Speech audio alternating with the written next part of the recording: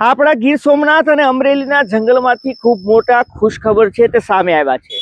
થોડા દિવસ પહેલા 8 સિંહોના શંકાસ્પદ મોત થયા હતા, પરંતુ તેમાં મોટી ખબર છે તે સામે આવી છે। વન વિભાગ દ્વારા કુલ 17 સિંહોનું રેસ્ક્યુ કરવામાં આવ્યું હતું। તેને 10 સિંહોને જામવાડા એનિમલ કેર સેન્ટર ખાતે રાખવામાં આવ્યા હતા ઓબ્ઝર્વરની અંદર, જ્યારે 6 જેટલા સિંહો છે તેને જસાધાર એનિમલ કેર સેન્ટર ખાતે રાખવામાં આવ્યા હતા।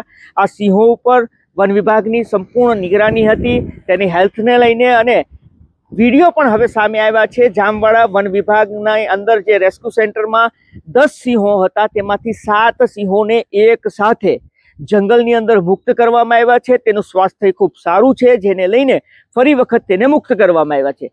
જસાધાર રેન્જની અંદર પણ 7 સિંહો હતા, જેમાં 4ની હેલ્થમાં સુધારો આવ્યો છે અને તેનું સ્વાસ્થ્ય સારું છે, જેના કારણે 4 સિંહોને ફરી વખત ગીરની અંદર રિલીઝ કરવામાં આવ્યા છે। આમ 17માંથી જામવાડા અને જસાધારના મળીને કુલ 11 જેટલા સિંહો છે જેને મુક્ત કરવામાં આવ્યા છે, પરંતુ હજુ પણ 6 સિંહો છે જે ઓબ્ઝર્વમાં છે। જામવાડાની અંદર 3, જસાધારની અંદર 3। જામવાડામાં 2 નર છે અને 1 સિંહ બાળ છે, જ્યારે જસાધારની અંદર 1 સિંહણ છે અને 2 સિંહ બાળ છે। આમ 6 સિંહો અત્યારે પણ વન વિભાગના ઓબ્ઝર્વમાં છે। વન વિભાગના સૂત્રોમાંથી માહિતી મળી રહી છે કે એ 6 સિંહોની તબિયત પણ સારી છે, એની હેલ્થ સારી છે। 1-2 દિવસમાં તેમને પણ ગીરની અંદર મુક્ત કરવામાં આવશે। જ્યારે સિંહોના મોત થયા હતા ત્યારે હડકંપ મચ્યો હતો। અર્જુનભાઈ મોઢવાડિયા સહિતના નેતાઓ પણ અહીંયા પર જોવા મળ્યા હતા, અહીંયા પર પહોંચ્યા હતા।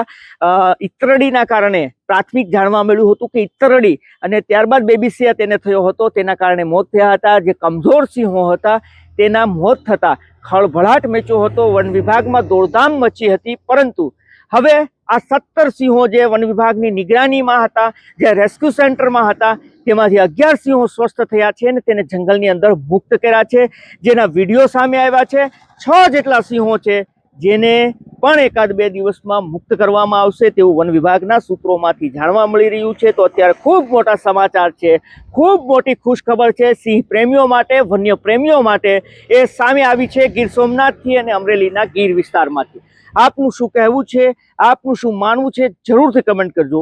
ધન્યવાદ।